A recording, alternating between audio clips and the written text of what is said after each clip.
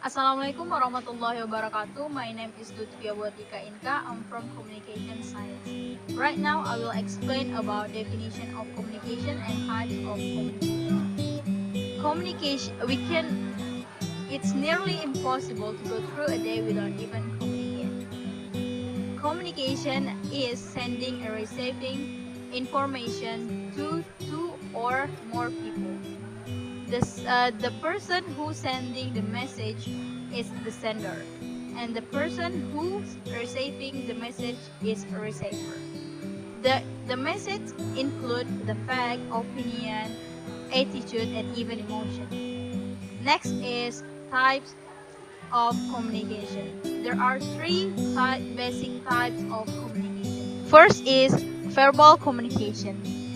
What is verbal communication? Verbal communication is communication involving words spoken and written. The conversation you have with your friend in the class, the text you send to your parents, the morning news, or the sport page you read in the morning is all communication verbal.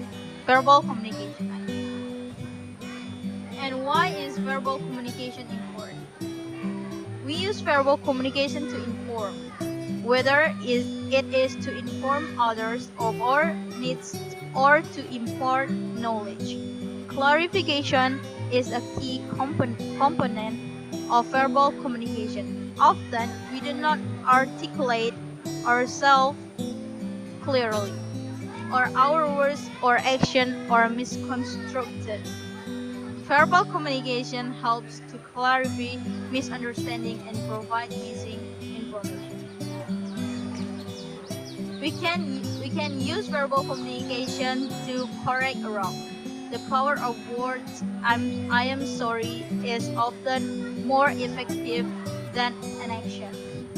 Verbal communication can also be used as a tool of persuasion. It creates an opportunity for debate, stimulates thought and creativity, and depends and creates new relationships. Next is nonverbal communication. What is nonverbal communication? Nonverbal communication is communication with body language, gesture, facial expression, and tone of voice. Why is nonverbal communication is important? Think how many relationships between a girl and a boy start with the making eye contact across a crowded room. Five main functions of nonverbal communication. First is to express emotions. Second is communicate interpersonal relationship. Third is superverbal interaction. Fourth is reflect personality, and fifth, perform rituals such as a greeting and a goodbye. Research shows that when we communicate feeling and attitudes, only a small percentage of our overall message come from the word we use. 55% of our message comes from body language. 38% of our message come from tone of our voice, and only 7% of our message is conveyed by the word we use. So it's not what we say, but how we say it that often matters most, especially when we communicate feeling and attitudes. Tone of voice alone can convey anger, frustration, disappointment, sarcasm, confidence, affection, or indifference. So both verbal and nonverbal communication is important. You cannot talk with just verbal communication without express your emotion. Then you cannot use your nonverbal communication without even spell out the word. I'm from Lutfya Buatika Inka. Thank you.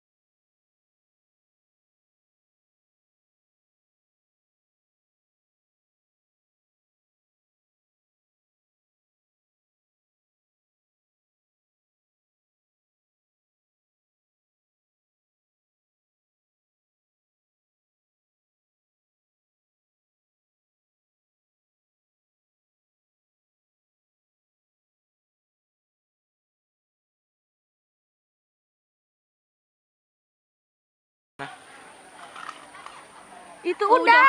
Udah. Tan. Dah. I'm sorry.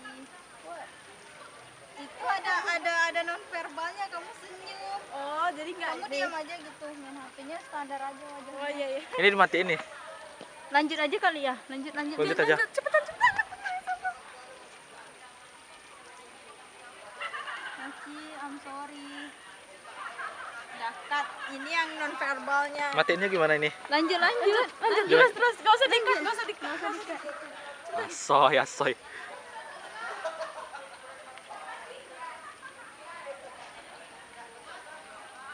Udah lanjut. Ini yang example. ini yang menggunakan dua verbal sama non verbal. Cepetan aku mau example. Ntar. Tuh, dua. Ini yang dua-duanya ya, Riz. I'm sorry. I'm sorry. I didn't mean it. It's okay. Thank you. Aja lagi aja.